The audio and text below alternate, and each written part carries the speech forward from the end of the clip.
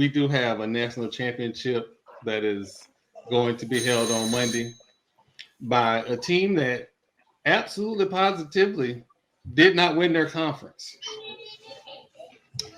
And another team who does not have a conference. My first question is, do conferences even matter? Yes. They do. Absolutely. They do. Because you want to know why? Revenue sharing. If that team get to the bowl games, they get that revenue, they get that money. Guess what? They got to divvy that up to the conference. Unlike them leprechauns up in South Bend, keep all that shit to themselves. Keep it in the church. What The I don't crazy. what I don't think is every team that wins their conference should automatically get a bye, because Arizona State and Boise State should not have had bye weeks. But they won the conference though. I don't care. Look at where were they ranked? They weren't ranked in the top four. They shouldn't have. They shouldn't have had a home. They shouldn't have had a bye week. Hey man, but I'm just letting you know, Arizona State put y'all boys on skates in Who won? that game. Who won? Y'all won, yeah, y'all won because they kept messing. Y'all, but who put them in the position to even win the game though? Shit, themselves. They played a hell of a game. Shout out to them. Y'all need to fire y'all kicker. Your NIL money is gone. Hey, he was about to have to walk home. That's all I'm gonna say. Bruh, he missed 2 easy field goals. 2 of them things. And You see, he wasn't a kicker in the Ohio State game. Oh man! Hey, All right. you're fine. on He top was of not that, our kicker in the Ohio State game. I wanted both of y'all to lose. I just put it just like that. I'm not a Longhorn. TP know this. I ain't no Longhorn fan. You sound like you root for the Maize and Blue. Nah, I'm not. I'm not the people from North either. I'm Rocky Top. I'm volunteers, baby. I got you. But didn't they lose too? Didn't they get mocked? Yeah, we got mocked, man. Hey, at least we ain't get Man. mocked. We fought. Shoot, until great value JJ Watt bullied y'all with the took the ball away from y'all. I mean, it was fourth down. Yeah. It was fourth down where we had first and goal from the 1. There was some questionable calls, and I blame the coach. I can't put it all on. So hold on. I will agree with you on that, TP. Sarkeesian need his ass whooped. There's no way we don't get in from the 1. Y'all that scared of Talik Williams? We that scared of one dude. So I'm gonna move this along because TP. Yeah, I'm gonna move this along. I mean, PTSD over here. I'm gonna move this along. So as we pull up to this championship game, does anybody give Notre Dame a shot to win this game? I do. I do as well.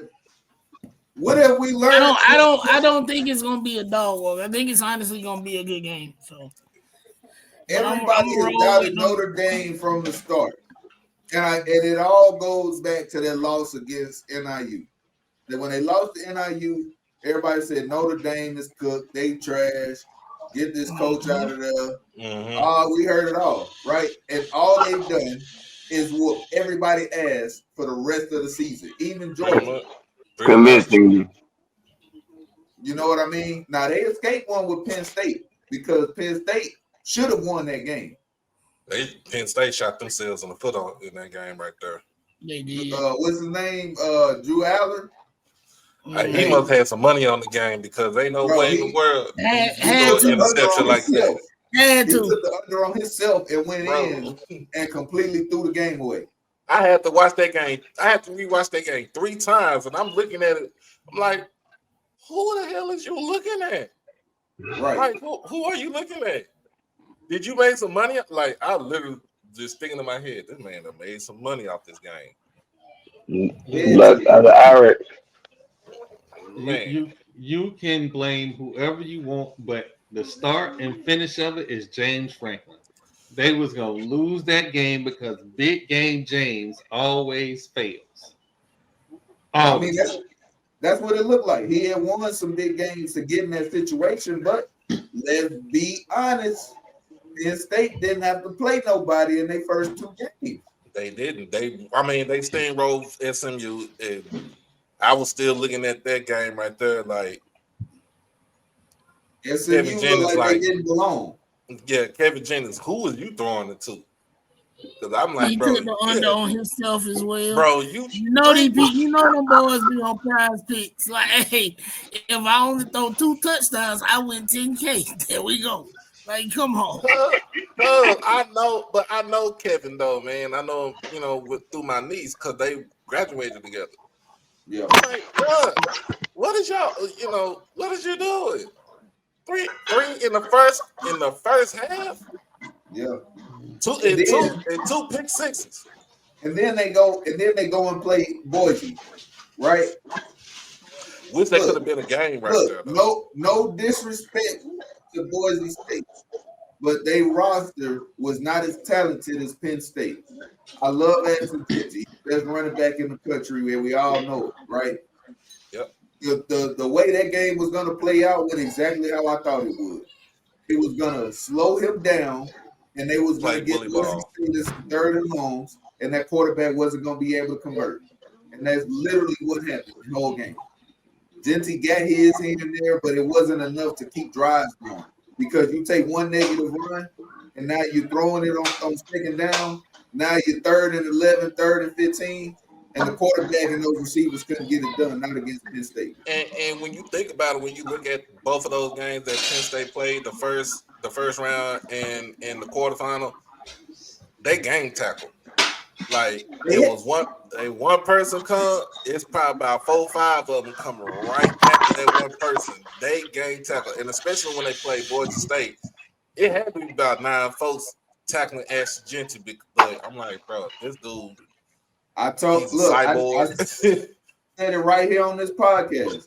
If Penn State is going to win this game, then they have to be intentional when it comes to stopping Ashton Jeanty. Forget everything else that's going on. We got to tackle number 2. Because if you don't get number 2 on the ground, it's going to be a long day for your defense. They're going to get tired, and guess what? Now there's 3rd and 3s, 3rd and 4s, 3rd and 1s. Now they come. Now this dude done broke Barry Sanders' record. Right. He got 200 yards on your ass already with 3 touchdowns. Yeah. Right. So they had to come out and game tackle. And even on some of those, you go back and look at it, even on some of them game tackles, it still took 3-4 people to bring him down. He's that good. So for him to still have 100 yards against Penn State, who hadn't gave up a 100-yard rusher all year, I feel like the game plan was flawed because they weren't going to be able to just run Ashton Jeanty the whole game. They should have developed other options, especially the short passing game. Stay out of 3rd and long, and they just didn't do it. So you think Notre Dame had an easier role too? Because you think about it, they played Indiana in the first round, right? Indiana's a good team. Yeah, but they're a good team. They're a good team, but it was almost a blowout, but Indiana cut it down to 10. Then they played Georgia, who didn't have Carson Beck. It really didn't matter because Carson Beck mine was already gone to Miami in that $4 million that he got. It's going to be around 10 with the rest of the endorsements and everything. Okay, so yeah, he was thinking about money. And what else did he have? I mean, and then of course they played Penn State. Like, okay, but we expect Georgia to dominate in the trenches, right? We expect that at a minimum. They didn't do that. No, they got blown off the ball. Notre Dame blew them off the ball. It was ugly. It was ugly in the trenches for Georgia on both sides of the ball. And that was one of the worst quarterback play games. It was almost as bad as the Penn State Notre Dame game.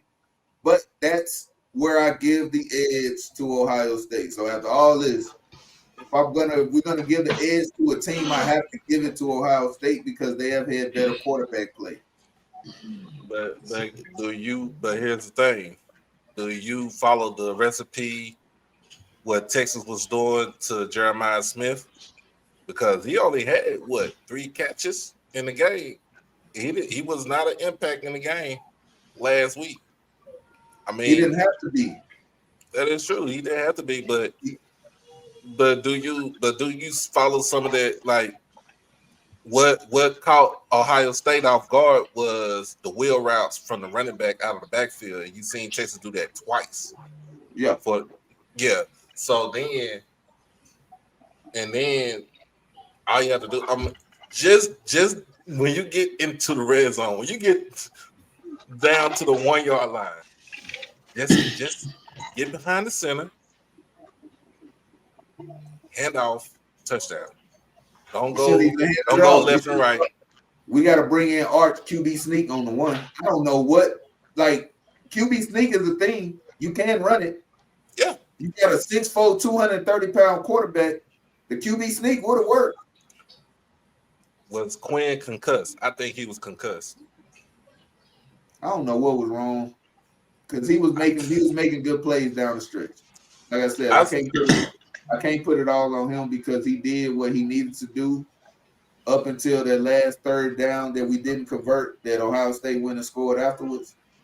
But if Notre Dame tries to double and triple Jeremiah Smith, then they're gonna get killed by Ime Udoka and what's number 17? I can't think of his name right now. And you still got to worry about Keyshawn and Travion Henderson. So they have other weapons, and that's how they're able to be successful because you can't just take one person away and think that you're going to stop their offense. And if Will Howard is on his game, it's going to be a long day for Notre Dame. Like, they don't have the quarterback that can combat him. So if it turns into a shootout, they lost because they don't have a quarterback that can air it out like Will Howard can. Well, I will say this though. It's gonna be some old school Midwest ball right here that's gonna be played. Yeah. It's not gonna be pretty. It's gonna look ugly. Hit you in the mouth football. That's it.